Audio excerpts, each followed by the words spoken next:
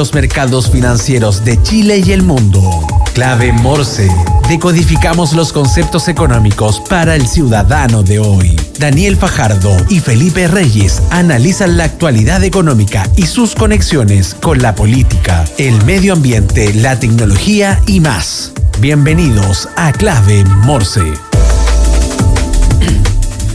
Lunes 19 de mayo, son las 9:02 de la mañana en Chile, en parte de Chile continental. En la región metropolitana todavía caen algunas gotas, principalmente aquí en la comuna de Providencia. Se supone que este pequeño frente, no me gusta hablar de mal tiempo, simplemente este frente de lluvias, porque va a depender del punto de vista si es malo o buen tiempo. Este frente de lluvias está pasando, van a haber algunos días donde va a estar nublado con un poco de sol, pero van a parar las lluvias y posiblemente una semana más vuelvan de nuevo, lo que es justamente caracteriza al otoño. Y en el ámbito económico están pasando varias cosas. Les recuerdo que este es un espacio donde decodificamos la economía, los negocios, las empresas. Nos pueden seguir en nuestras redes sociales, @Radio La Clave, en X y en Instagram, también a través de LinkedIn, por YouTube, donde pueden ver cada entrevista de todos los programas de Radio La Clave vía On Demand, y Spotify, donde también pueden disfrutar de cada capítulo de Clave Morse diariamente y poder verlo, escucharlo donde ustedes quieran. Y por supuesto, la 92.9 frecuencia modulada. ¿Estás buscando una nueva administración para tu edificio? Entra a administradoreschile.cl, la base de datos de administradores de edificios y condominios más grande a lo largo del país. Capacitados con el uso de la plataforma para administradores Comunidad Feliz y con conocimientos de la nueva ley de copropiedad 21.442. Entra a administradoreschile.cl, llena el formulario y te enviaremos gratis 3 opciones de administradores de edificios para que tú elijas la que más te acomoda. Una comunidad bien administrada es una comunidad feliz. ¿Conoces Bendito Residuos? Un emprendimiento que nace desde la necesidad de generar un cambio cultural y una transformación integral en el retiro y manejo de nuestros residuos. Son una empresa que genera un motor de cambio, conciencia y responsabilidad social. Conoce más en www.benditoresiduo.cl. En Clave Morse te informamos cómo parten los mercados. Indicadores económicos del día. 39.159,15 pesos está en el día de hoy la unidad de fomento en nuestro país. Con respecto a las dos principales monedas más fuertes en el mundo, el dólar, 939,83 pesos, y el euro, 1.058,99 pesos. El cobre está en $4,59 la libra. Con respecto a los petróleos, el Brent, $64,79 el barril, y el WTI, $61,36 el barril. Las noticias que debes saber. Titulares en Clave Morse. Hace unos minutos el Banco Central indicó lo que ha sido el PIB de Chile. Anotó una expansión sobre las expectativas durante el primer trimestre. El Banco Central destacó que la expansión del 2,3% anual del Producto Interno Bruto del PIB durante el cuarto trimestre de 2025 se explicó en gran parte por las exportaciones. Recordemos que el mercado esperaba una expansión anual de un 2% aproximadamente. De hecho, Bloomberg había hecho un sondeo al respecto. Por lo tanto, obviamente esto está sobre la expectativa, este 2,3%. Mientras que las cifras con ajuste estacional dieron cuenta de una aceleración del 0,7% en la actividad económica respecto al cuarto anterior. La demanda interna, en tanto, aumentó un 1,2%, reflejo de mayor consumo. Desde la perspectiva del origen, contribuyeron mayormente al crecimiento del PIB actividades de comercio, industria manufacturera, servicios personales y todo lo que es el servicio agropecuario silvícola. Por otro lado, siempre siguiendo las noticias, Chile se sumó a países como China, la Unión Europea y México en la suspensión temporal de la importación de carne de pollo proveniente de Brasil. ¿Esto por qué? Porque se detectó un brote de gripe aviar en una granja del estado de Río Grande do Sul. Este foco sanitario ya provocó la muerte de 17.000 aves y mantiene en alerta al principal exportador mundial de pollo. La medida busca contener el virus y proteger la sanidad local, aunque el gobierno brasileño asegura que el consumo de sus productos sigue siendo absolutamente seguro. Y por último, la agencia Moody's rebajó la calificación crediticia de Estados Unidos de AAA a otra categoría que es AA1, o sea, AAA, AA y 1, citando el creciente déficit fiscal y la incertidumbre generada por las políticas económicas del del presidente Donald Trump. La decisión llega tras el bloqueo en el Congreso a su nuevo plan de recortes tributarios que podría aumentar el déficit de $4 billones en la próxima década. Aunque mantiene una perspectiva estable, Moody's advierte que los desafíos fiscales seguirán creciendo mientras la economía estadounidense enfrenta un complejo escenario político. El resumen económico de Chile y el mundo con Victoria Paz de @Poder Económico en Clave Morse. Como lo anunciaba esa voz en off, ya estamos con Victoria Paz desde Nueva York. Recordemos que ella es fundadora de @Poder Económico en Instagram, académica y además escritora de libros. Victoria, ¿cómo estás? Hola Daniel, bien, ¿y tú? Muy bien, te echábamos de menos. Sí, muchas gracias. Oye, bueno, como son típicas las reuniones y como parten casi todos los programas de radio en este país, por lo menos aquí en Chile el clima ha estado lluvioso. Me imagino que ya sabes, llovió mucho el fin de semana. Me imagino que en Nueva York está, no sé cómo estará, digamos, allá están en primavera. Está primaveral, ¿Ya? pero también tiene mucha lluvia. Es una primavera muy lluviosa, pero hace calor, así que estamos ahí en la transición del clima. En la transición del clima. Oye, y a donde había un clima bastante complejo, yéndonos al tiro a lo que pasa aquí a nivel nacional. ¿Cómo? Tenemos muy poco rato y mucho tema. Sí, pues mucho tema, ¿no es cierto? Bueno, todo este conflicto del Consejo Fiscal Autónomo, ¿no es cierto?, que entregó este informe sobre un poco cómo se estaban manejando los temas fiscales, este informe que hace regularmente. Mario Marcel reaccionó al respecto. Mira, justo la semana pasada, pero no quedamos de acuerdo que no iba a ser tema. Estuvimos con Janet von Donselford, que nos mostró su último libro. Vino el jueves, no pudimos hablar de este tema, pero además que lo teníamos reservado para comentarlo contigo. ¿Ah? Claro.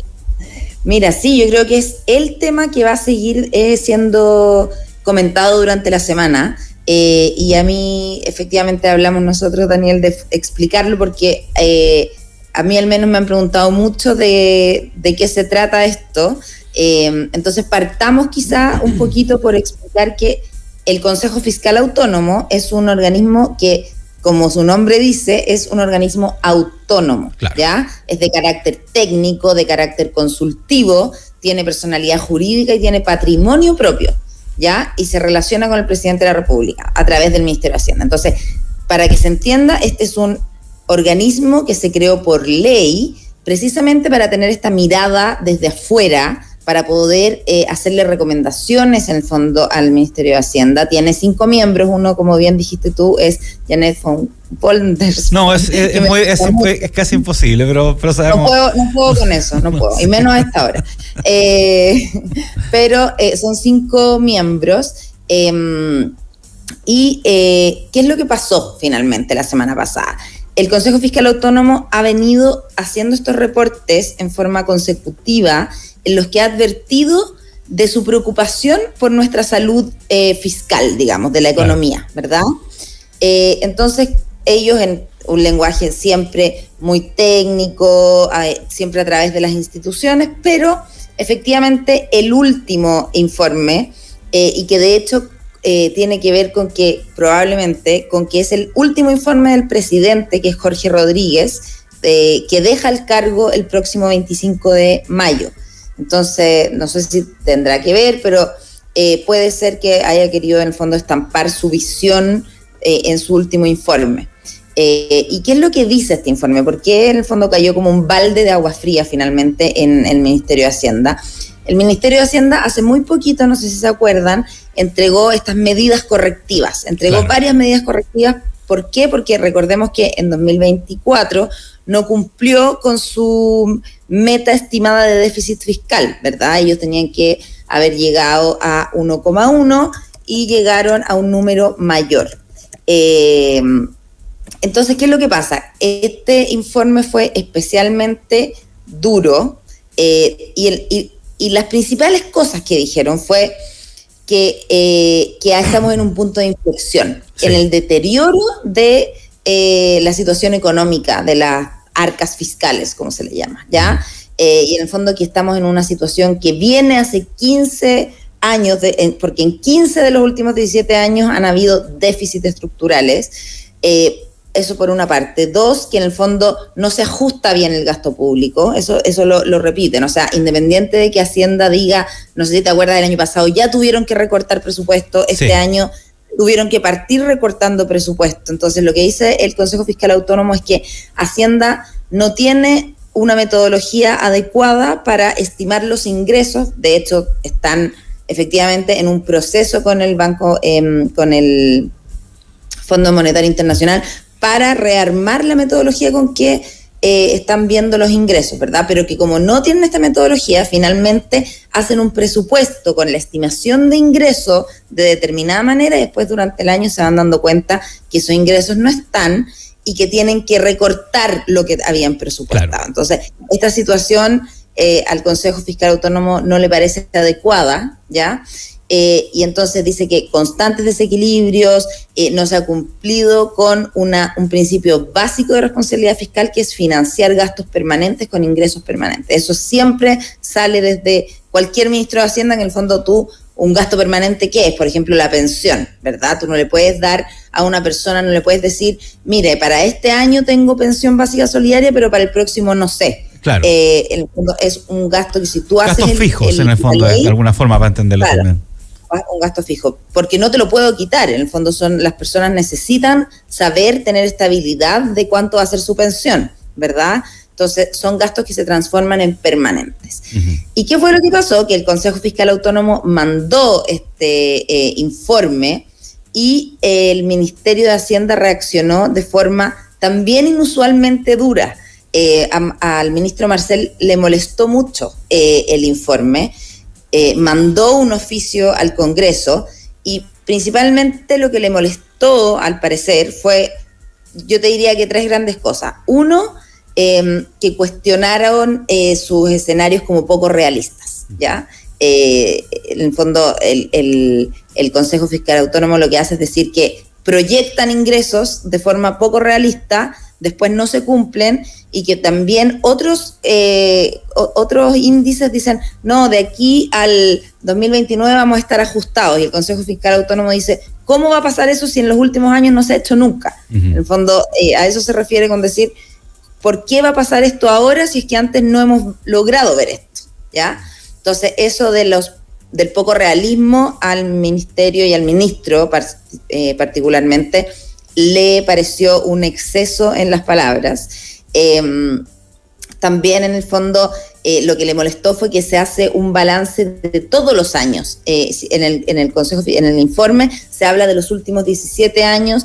Yo creo que precisamente para mostrar que no es algo de cada gobierno, sino que hay una tendencia en la que se ha ido perdiendo un poquito la capacidad de Chile, que siempre ha sido muy mateo, ¿verdad? Claro. Nosotros como país siempre a nivel regional, y te lo destacan en todas partes, como Chile un país muy mateo con sus finanzas públicas, muy ordenado, ¿ya? Y eso efectivamente hemos ido con este pequeño desajuste que al final, como es año tras año, se ha incrementado mucho. O sea, al final eso no es que un año sea el problema, sino que todos los años estamos teniendo este problema y finalmente hemos aumentado mucho la deuda pública. Entonces, finalmente, el Consejo que dice que nosotros siempre se habla de un límite prudente de la deuda, ¿verdad? Este límite prudente es el 45% en un país. Cada país tiene su propio límite prudente, pero nuestro límite prudente es ese porque somos un país chico, que tenemos que endeudarnos a tasas razonables, que no tenemos montos de ahorro interno gigantes, como por ejemplo podría tener una economía como Japón. Entonces, son varias las cosas que hace que tú definas como país un monto razonable, que se le llama, un monto prudente de deuda, ¿ya? Y entonces fue tanto esta molestia del ministro Marcel que finalmente terminó diciéndoles que estaban excediendo sus atribuciones. Sí. Que ellos no tenían por qué venir a decirle, porque lo que dice el Consejo es que no ingresen el decreto que tenía estas correcciones de bajar de bajar ciertos aspectos del presupuesto, hacer algunas correcciones en la deuda. Entonces, ellos terminan todo este informe diciendo, mire, mejor no ingrese este decreto y haga estos cambios. Y entonces el ministro le molesta mucho eso y les dice, mire, usted está excediendo sus atribuciones, no debería decirnos, eso es resorte del Ejecutivo, si es que ingresa o no ingresa al decreto. Y bueno, al final, esto es, yo creo, lo que va a marcar mucho la semana económica, porque hemos visto reacciones de todos los ámbitos a este conflicto que es bastante inédito. ¿Por qué? Porque es un ente muy técnico, con un ministro muy reconocido por ser muy técnico también, y que se ensarzan, digamos, en este intercambio de opiniones a través de los medios de comunicación, con algunos diciendo que se sobrepolitizó Marcel y que por eso en el fondo está siendo tan duro en refutar esto como una defensa finalmente un poco al gobierno. Eso es lo que en el fondo le están reprochando algunos economistas. Entonces, lo más probable es que sea tema obligado en esta semana. Por eso era importante, y habíamos hablado, Daniel, de comentarlo, ¿verdad? Sí, ahora yo creo que es muy importante lo que tú dices, Victoria, porque independientemente a los argumentos técnicos del Consejo Fiscal Autónomo o a los argumentos que puede tener Mario Marcel, aquí hay un punto que yo por lo menos no había visto en otras ocasiones, que era este cuestionamiento, ¿no es cierto?, del CFA, no solamente desde el punto de vista de Mario Marcel. O sea, veíamos que, por ejemplo, diputados como Jaime Naranjo, ¿no es cierto?, claramente, por poner un ejemplo, dice, no, el Consejo está entregando informes con un sesgo político. Obviamente, el CFA siempre, digamos, está caracterizado por ser una entidad eminentemente técnica. O sea, como decías tú, todo lo que hay por detrás, el trabajo que hay por detrás para llegar a esas conclusiones, que finalmente son conclusiones en simple, claras, que las pueda entender obviamente alguien, un economista, alguien más técnico, pero también que la pueda entender el ciudadano a pie.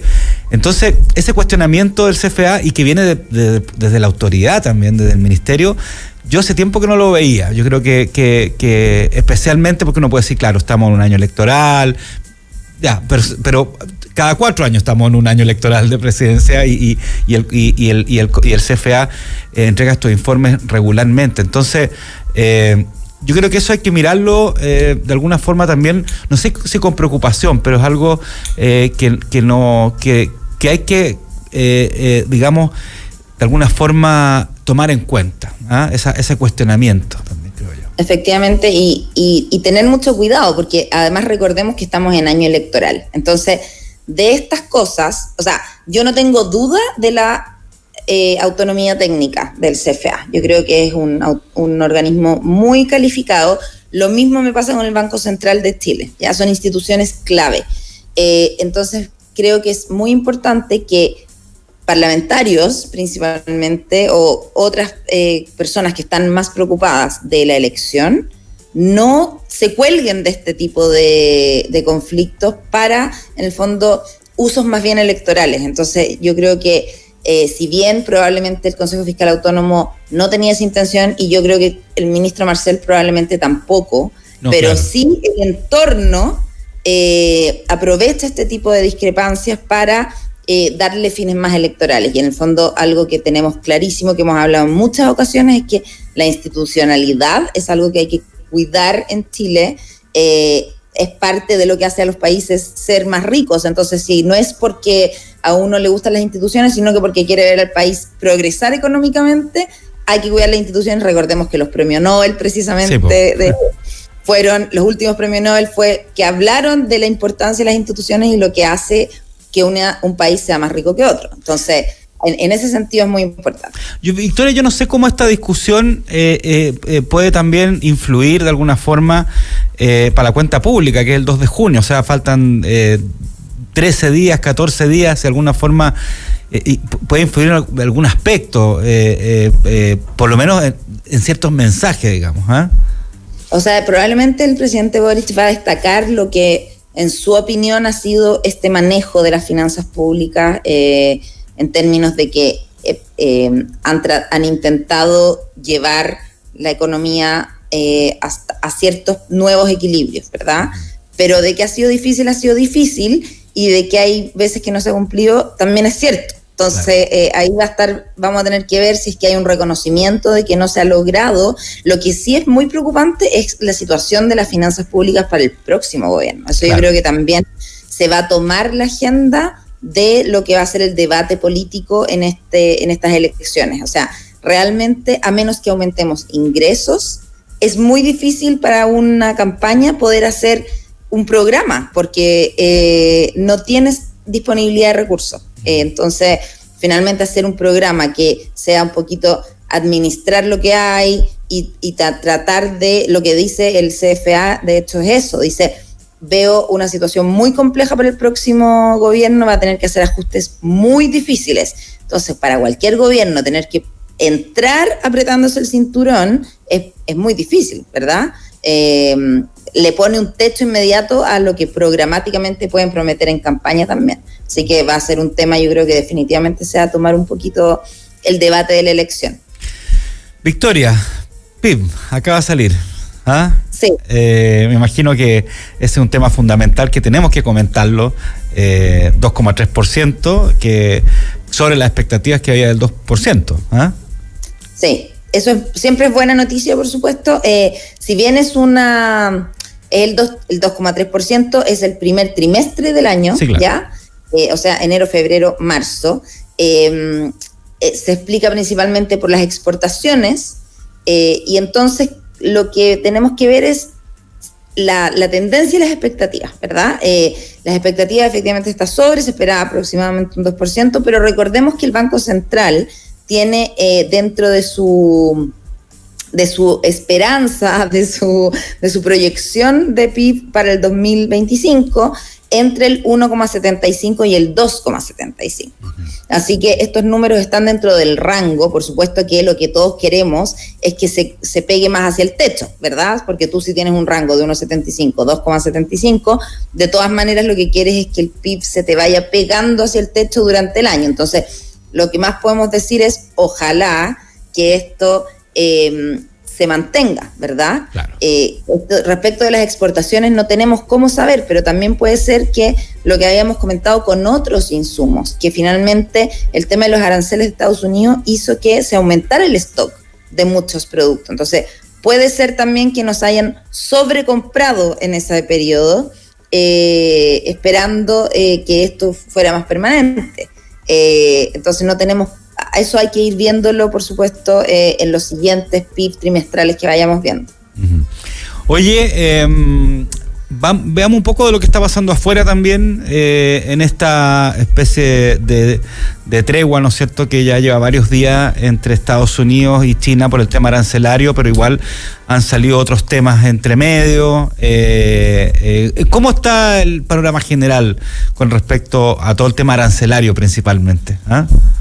Sí, bueno, a ver, acá, ¿qué es lo que está pasando? Por un lado, estamos en esta tregua de 90 días, ¿verdad? Entonces, esa fue la noticia total de la semana pasada, de cómo se ve la perspectiva de estos diálogos, todos, por supuesto, esperando que no dé marcha atrás después de que sea. En la semana pasada también se conoció el PIB, o sea, la inflación, perdón, sí, de Estados Unidos, que fue menor a lo que se esperaba, pero al final lo que muchos dicen es que es porque no se ha incorporado todavía el golpe de los aranceles en esto, porque no es que de un día para otro pase al consumidor, ¿verdad? Claro. Esto, imagínate, siempre hay que pensar, yo soy una empresa, le compro a alguien de afuera, lo traigo, después lo mando a mi intermediario y así hasta que llega al consumidor. Entonces,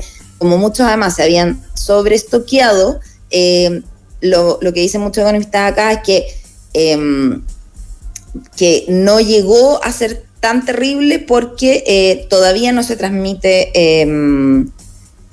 finalmente el impacto total. Pero entonces, ¿qué hizo el presidente Trump la semana pasada, que es algo que estuvo muy en la mira? Hizo una gira por el Golfo Pérsico, sí. Y fue a Qatar, fue a Arabia Saudita, estuvo con todos los inversores de Emiratos Árabes, tuvo un viaje muy, muy enfocado en acuerdos comerciales.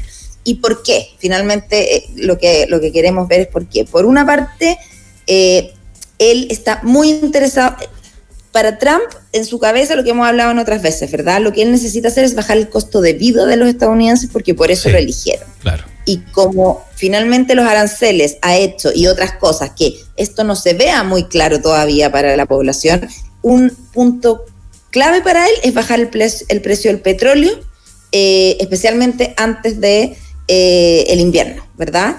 Recordemos que acá las estaciones son al revés. Entonces, un punto clave para él, ya que no puede bajar otras cosas, ya que está siendo difícil que los precios se ajusten por otro lado, es bajar el costo de los combustibles, porque de esa forma cree que va a lograr que bajen los precios de manera radical y que las familias lo sientan, que es parte importante de su campaña y de sus promesas y de cómo lo van a evaluar.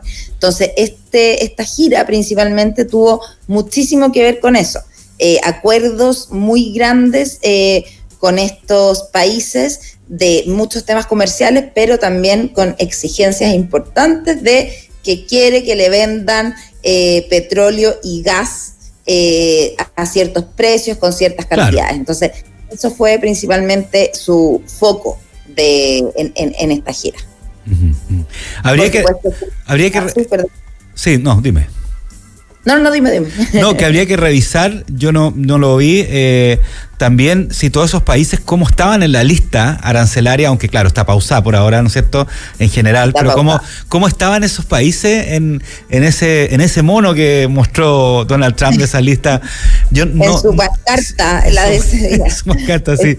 Bueno, en general estaban, claro, todos tenían algún tipo de inflación, la mayoría, según recuerdo, era más de 10%. Sí, la mayoría más de 10%, definitivamente, claro.